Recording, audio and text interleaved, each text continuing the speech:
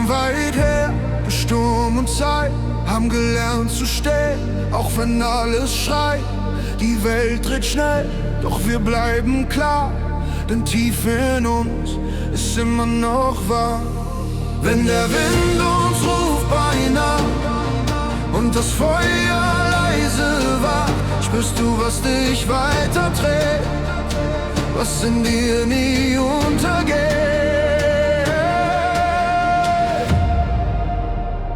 Hörst du die Rufe der Berge? Sie sagen dir, wer wir sind. Wenn alles fällt, was uns hält, trägt uns der Wind. Hörst du die Rufe der Berge? Weit über Raum und Zeit, sie rufen uns an.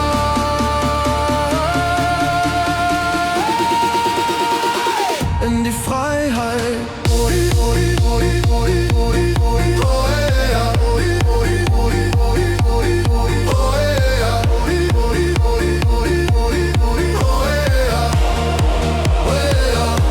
Wir sind noch da.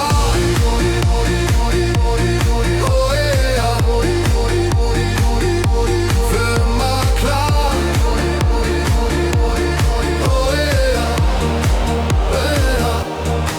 Kein falsches Licht, kein leeres Ziel, nur das, was bleibt und wirklich zählt. Wir tragen Narben, doch auch Stolz, aus Stein gewachsen, hart wie Holz. Und wenn die Stille lauter wird als jeder Schrei, dann weißt du, du bist frei. Hörst du die Rufe